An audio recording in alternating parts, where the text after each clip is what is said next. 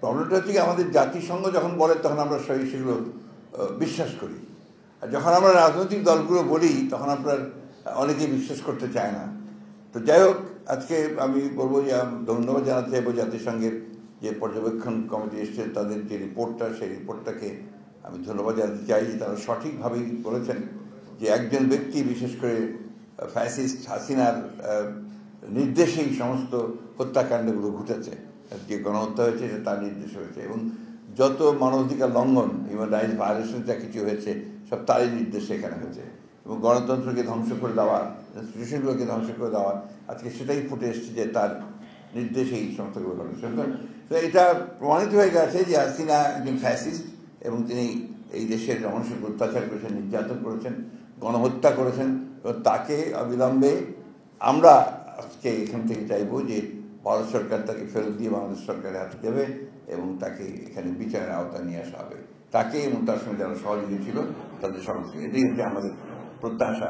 এই বিষয়গুলো তো আমরা আমাদের মতামত আগেই বলেছি। আপনারা জানেন যে আমরা বলেছি যে জনগণ সিদ্ধান্ত নেবে। আমরা এই বিষয়টা আপনার বারবার করে বলে আসছি যে আমরা একটা লিবারেল ডেমোক্রেটিক পার্টি, আমরা গণতন্ত্রে বিশ্বাস করি। গণতন্ত্রের সমস্ত নর্মস অ্যান্ড কন্ডিশন যেগুলো, সেগুলোতে আমরা আস্থা রাখি, এবং সেগুলো আমরা চর্চা করেছি, অতীতেও চর্চা করেছি।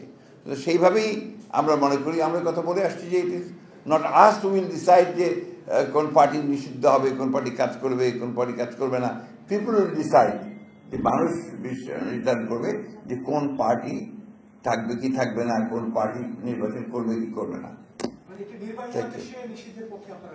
এই কথাটা তো আমি আপনাদের পরিষ্কার করে বলেছি যে জনগণ উইল ডিসাইড ইট।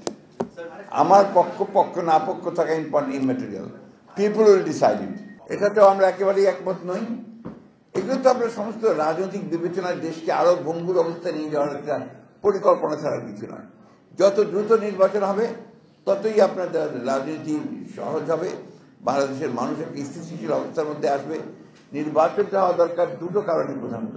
একটি হচ্ছে বাংলাদেশের একটি স্থিতিশীলতা ফিরিয়ে নিয়ে আসা, অন্যদিকে একটা গভর্নেন্স চালু করা। এখন তো গভর্নেন্সের খুব প্রবলেম হচ্ছে, এই জিনিসগুলো চালু করা, এবং চালু করলেই তখন দেখবেন অর্থনীতি বেটার হয়ে আসছে, সমাজে ব্যবস্থা, ইউনিভার্সিটি কলেজগুলোতে লেখাপড়াই হচ্ছে না, তো সেই ব্যবস্থাটা ঠিক হবে। এটা একটা ইলেকটেড গভর্নমেন্ট না হলে এটাকে নিয়ন্ত্রণ করা খুব কঠিন। তো এখন তো একটা ভোলাটাইল